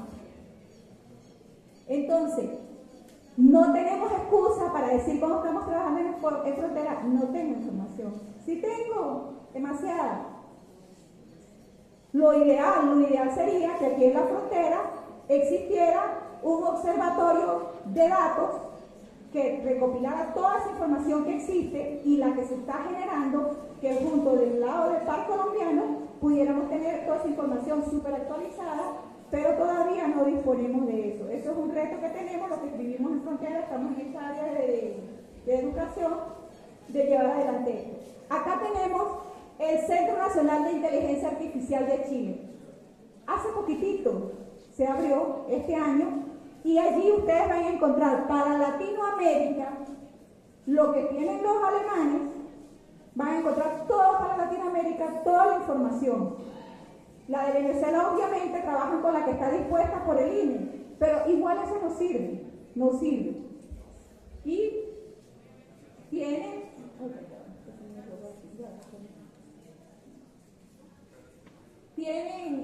ellos publicaron recientemente junto con la CEPAL este índice, el índice latinoamericano de inteligencia artificial en América Latina. Y Venezuela aparece aquí. Quizás digan, pero ya va, el INE no tiene las estadísticas actualizadas. El INE como Centro de Investigación Estadística, el cual nosotros conocemos, no. Pero ustedes conocen Patria, ¿verdad? ¿Saben qué es Patria?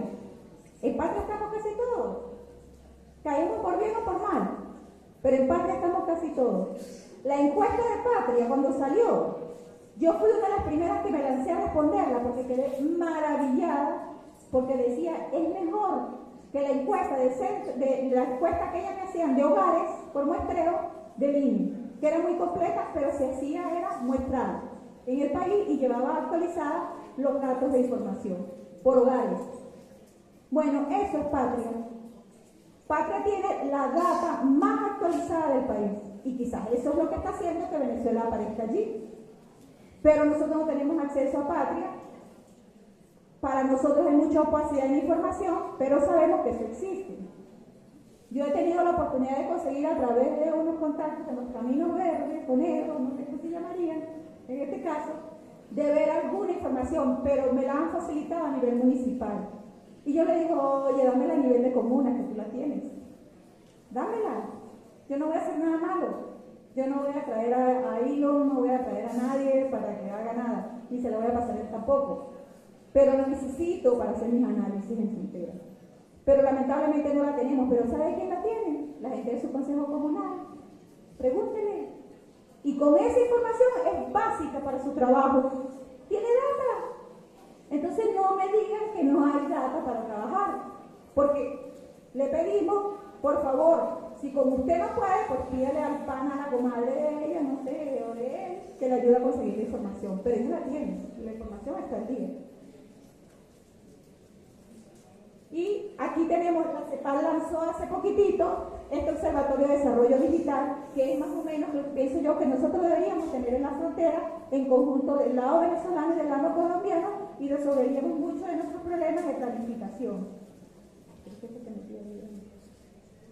Tenemos el geoportal de la CEPAL, en el caso de geografía, lo que trabajamos con QGIS, tenemos esa información que la podemos bajar y está absolutamente disponible, gratuitamente.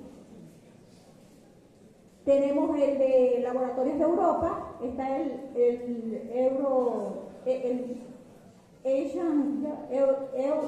Asian Border Lab. Con ellos tienen toda la información y es gratuita, disponible, pero son bases de datos muy grandes que tenemos que hacerlo a través de programas especiales. Tenemos en el Reino Unido este UK Data Service, que también la información con fines educativos es gratuita, con fines educativos. Tenemos este de la NASA que también salió hace poquitito en materia ambiental. para trabajar en el área de geografía, en materia ambiental, es hermoso, es valiosísimo, muy interesante. Y por último, los proyectos que hay, que quizás, no sé, algunos ya lo conozcan, no lo conozcan, para finalizar, el proyecto del New City, que es en Arabia Saudita. Toda esta área se tenía precisada, elaborar y planteaban en pleno desierto desarrollar una ciudad cognitiva. ¿Tienen idea de lo que es una ciudad cognitiva? O sea, todo manejado con inteligencia artificial. Se iban a dar cuenta que cuando iban para el baño, se van a dar cuenta de lo que usted hacía, de que se levantaba hasta que se acostaba. Se van a dar cuenta. Todo está precisado. Pero lamentablemente fue un proyecto muy costoso y se ha ido reduciendo. Sin embargo, hay avances como este que está de este lado, que es el campo de golf, porque es un proyecto para ricos y millonarios. Esto es una plaza con las mismas condiciones atmosféricas, y está aquel que es el puerto, que ya está desarrollado, un puerto de última tecnología. Y esto sería una proyección de lo que sería el campo solar. Uno, son varios, y es lo que hay movimientos ambientalistas en contra por el daño que eso proporciona para el clima en general, la generación de calor que allí se desarrolla. Y por último, ya sí, este es el último de verdad, del año. La ciudad de Arabia Saudita, que está prevista para proyectarse en una línea de 170 metros, donde no va a transitar carros, donde se va a hacer solo con un transporte de una especie de monorriel, donde cada uno de los edificios va a estar con una temperatura, ambientalizados y todo, y se proyecta que quede más o menos de perfil en esto, y se dan cuenta que son espejos. Hay grupos ambientalistas muy preocupados, primero por la longitud, 170 kilómetros, ya va reducida a 2.4, por lo costoso, pero es el sueño de unos jeques millonarios en Arabia Saudita. Y acá está, lamentablemente, no podemos visualizar el movimiento de tierra que hay, o sea, está bastante avanzado, y los impactos, hay grupos arquitectos a nivel internacional o totalmente opuestos al proyecto por el impacto que va a generar, y los biólogos en las aves de migración por esa zona, en el efecto de espejo de la ciudad de lado y lado, imagínense, de lado y lado, más en los costos de los campos de creación, donde van a estar todo lo que es las computadoras. Imagínense que tienen que estar a determinadas temperaturas, la extensión que debe haber para manejar toda esa información de datos, más los campos solares, es una cosa que va a producir un impacto a nivel mundial en cuanto a cambio climático. Y allí está ese proceso, sigue avanzando, los movimientos siguen luchando, pero imagínense vivir en una ciudad de futuro.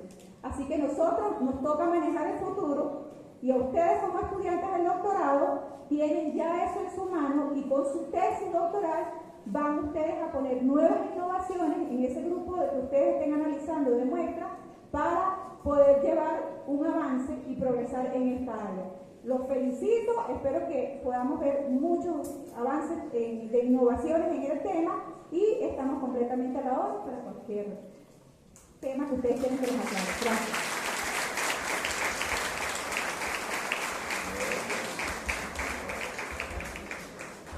Bueno, muchísimas gracias a la doctora. Doctora, ¿qué hace por aquí para cualquier pregunta? Sí.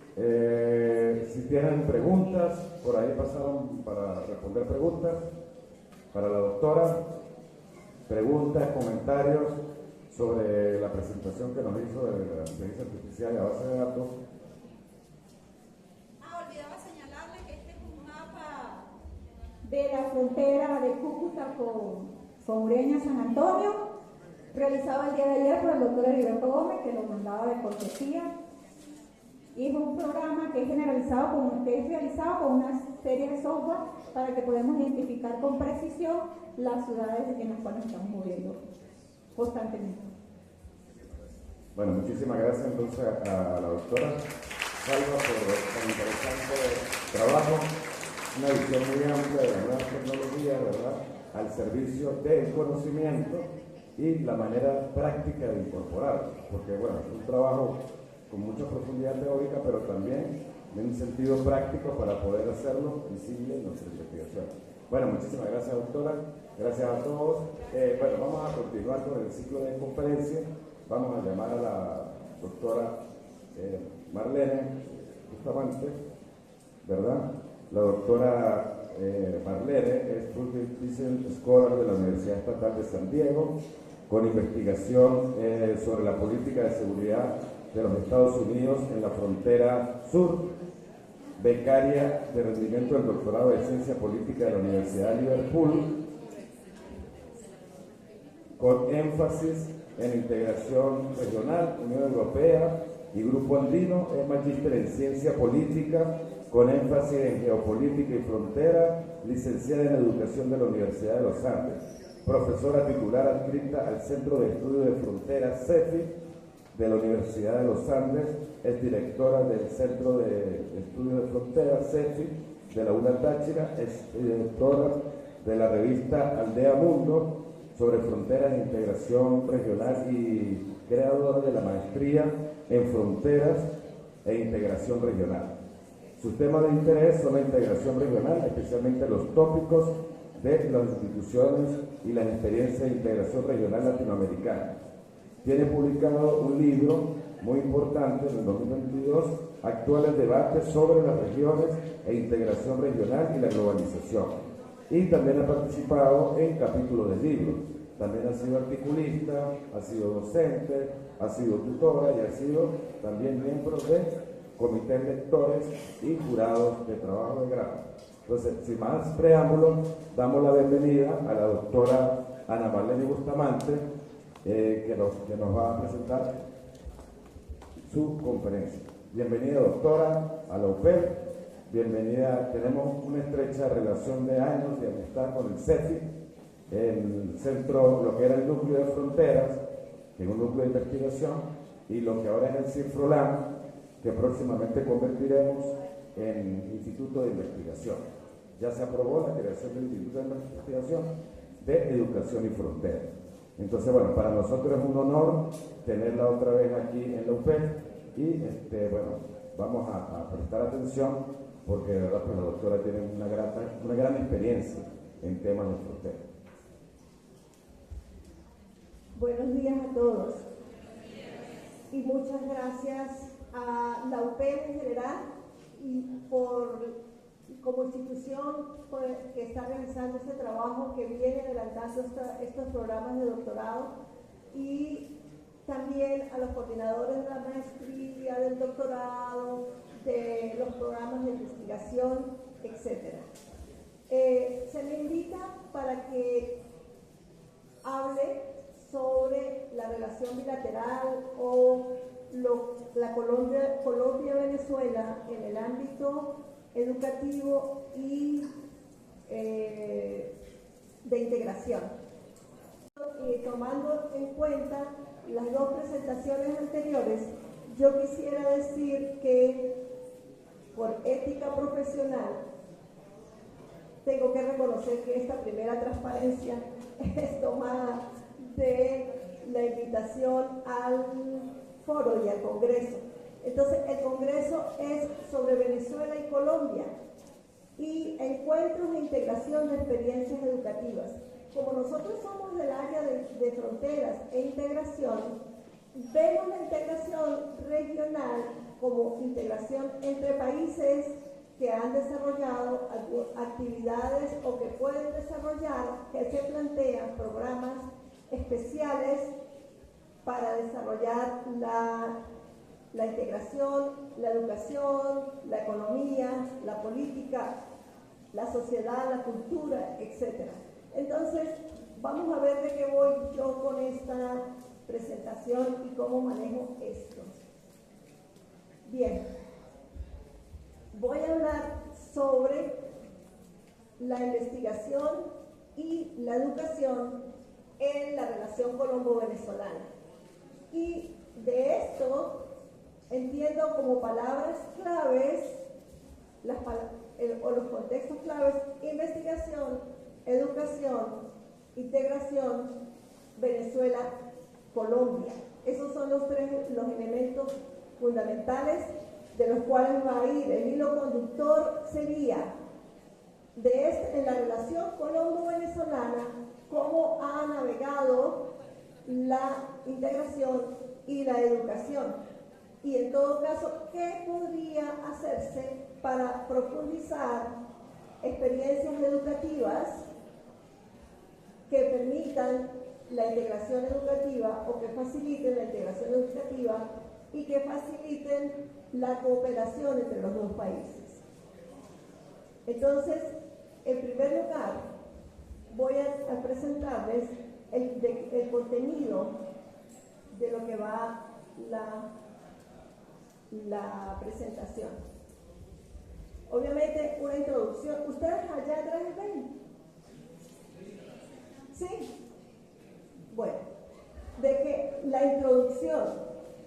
Luego vamos con una definición muy somera, muy corta de integración, para luego hablar de la posibilidad de esa integración bilateral, subregional y aterrizar en esas experiencias de colaboración entre Colombia y Venezuela en las áreas de investigación y educativa. ¿Qué quiero hacer en esta presentación? Lo voy a hacer bastante corta en el sentido de tal vez facilitar la parte de conversación luego de presentada la exposición. Pero en todo caso, ya hemos hecho la introducción, entonces voy con integración. Cuando todos pensamos en este concepto, en esta palabra, le otorgamos y le damos un significado de acuerdo a nuestra experiencia personal.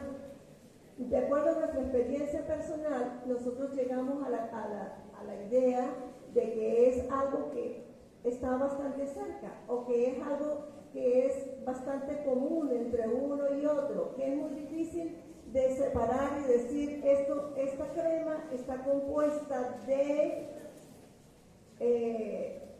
jabón, está compuesta de sodio, esencia de vainilla, aromatizantes, etc. Es muy difícil que nosotros podamos llegar a discernir y a separar esos componentes una vez que nosotros hemos elaborado la crema.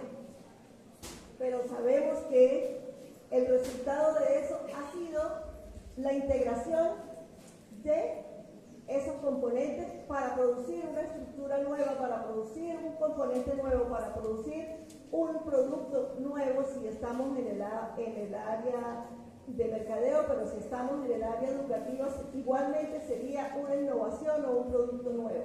Eso es lo que nos da la idea de integración. Y si pensamos en traer esta idea a Colombia y Venezuela, obviamente que nos lleva a una situación de duda, inseguridad, en el sentido de decir, pues obviamente no estamos integrados porque no somos una cosa única. Somos Colombia y Venezuela, somos dos entes. ¿A qué se debe esta situación de que a lo mejor no hayamos podido llegar? Este mapa también lo tomé, por cierto, reconociendo fuentes. Lo tomé de Google, por supuesto, de un trabajo de la Universidad Central que presenta los cruces fronterizos entre Venezuela y Colombia. Entonces, ¿qué es lo que nosotros tenemos realmente entre Venezuela y Colombia? Es algo que se parece mucho más a cooperación. No es integración, ¿en qué sentido? En el sentido de que desde el punto de vista económico y desde el punto de vista de la integración regional, de las relaciones internacionales y de la ciencia política, integración es una eliminación de barreras. Integración es una aproximación a tal punto de que hay esa homogenización. Entonces, se entiende a lo mejor como un proceso al cual se aspira a llegar, que finalmente será un hecho, pero en todo caso se empieza y se ha trabajado más como cooperación. Y vamos a entender, a pensar por qué. ¿Por qué realmente nosotros hemos avanzado más en un proceso de integración, de cooperación?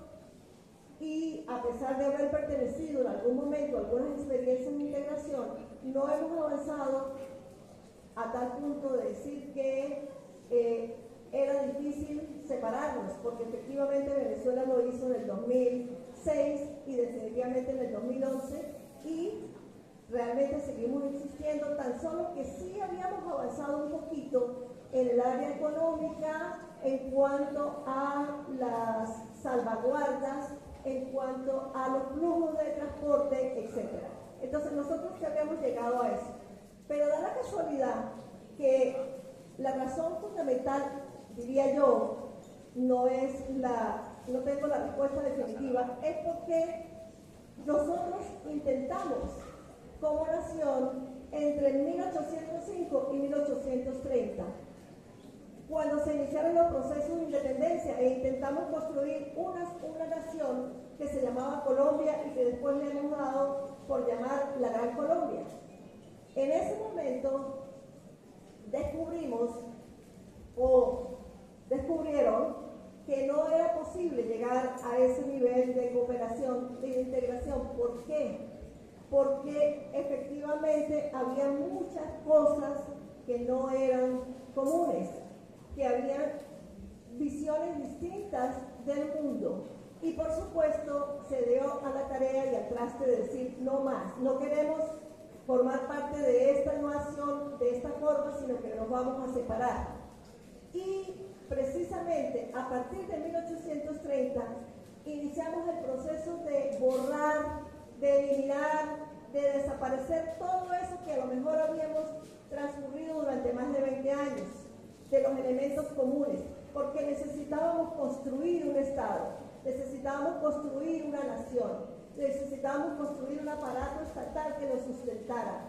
Y obviamente, como nos estábamos separando, necesitábamos justificar en el otro el problema. Entonces, queremos ser esto, este es nuestro ideal, pero no queremos ser como ellos. Entonces, en ese sentido, se puede decir que a lo mejor los héroes de la patria, Simón Bolívar en Venezuela y Páez también en Venezuela, se pueden presentar como dos personas cuya conducta, cuya visión del mundo era era utópico, idealista, que era el caso de Simón Bolívar, que fue capaz de darlo todo para lograr la independencia y la libertad. Y tenemos a Páez, que es una persona, o que fue una persona mucho más reservada con relación a lo que era la libertad, una persona que además tenía una visión de solidaridad con nosotros, pero sobre todo una persona ordinaria y de poca roce, pudiéramos decir. Mientras que del lado colombiano tenemos a Santander, que precisamente hizo un esfuerzo muy grande por construir un Estado basado en el respeto a la ley, en el respeto a la norma, y que no tuvo problemas para ponerlo en práctica aún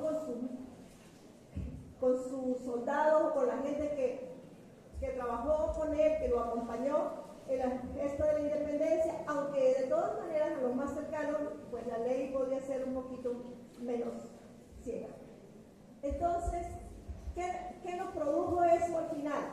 Nos produjo una idea de que el venezolano es idealista y en cierto punto ordinario, pudiéramos decir, respetuoso o poco respetuoso de las formalidades, y del lado colombiano tenemos una idea de que es un ciudadano, que es una persona que respeta las normas, pero también que cuida en exceso las normas, ¿sí? Entonces, cuida en exceso las apariencias. Y esa construcción, por supuesto, para el uno era malo ser así y para el otro era malo ser así. Entonces, eso nos produjo precisamente dos estados distintos a los cuales hemos tenido que ir transitando y entendiendo por qué pasó esto, por qué nosotros somos así, por qué no hemos podido, si fuimos y somos y tenemos la misma lengua y tenemos el mismo origen, etc. Entonces, era necesario hacer esa separación en ese momento, porque era necesario construir estados. Entonces, hasta 1942, realmente el tema de educación o la investigación sobre la educación era escasa en cada país, excepto por haber compartido el método Lancaster, que creo que era el de enseñanza de la lectura.